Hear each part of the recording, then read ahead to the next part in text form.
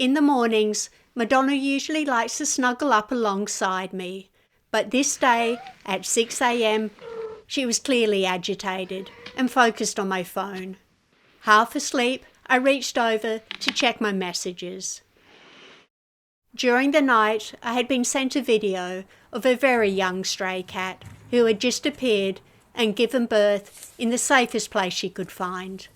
The property was about to be vacated, and I now had to perform the rescue within the hour. I rushed to shower and dressed as quickly as I could.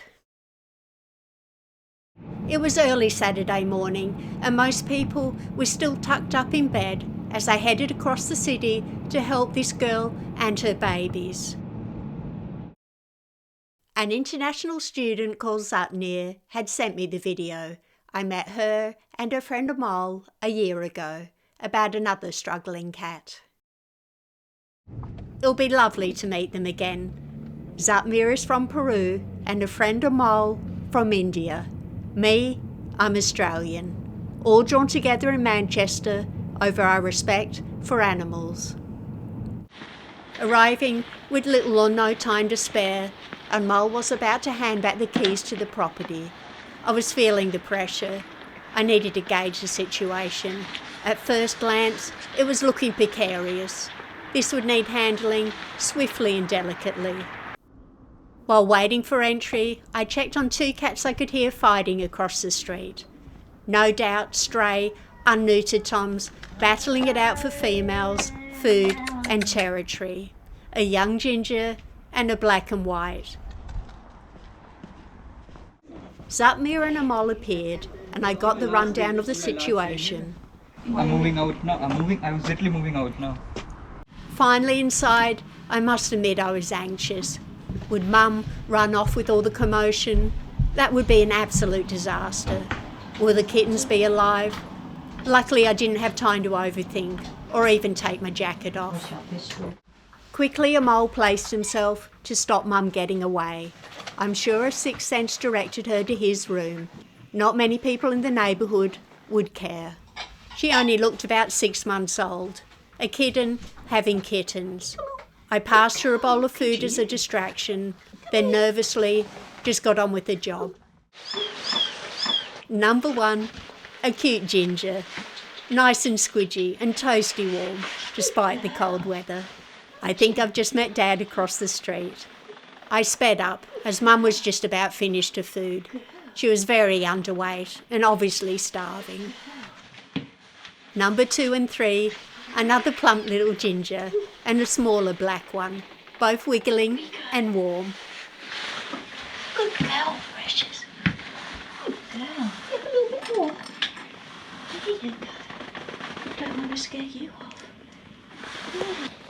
Do we? Then number 4, a tortoiseshell, just like Mum. Now, the nervy part.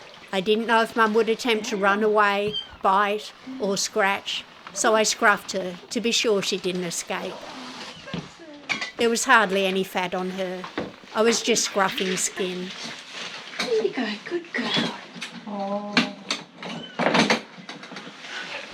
My arms went weak with relief. I double-checked for any other remaining kittens, dead or alive, and thankfully all was clear. Minutes to go before the front door would be locked, I quickly checked for a microchip. As expected, there was none. No tag found, so. I covered the carrier to keep the family as calm as possible. In the car, I checked everyone was okay, carefully peeking throughout the trip, as it's not uncommon for a mother to kill her newborns in an uncertain situation. Spring had just begun, and it was glorious to see some rare Manchester sunshine.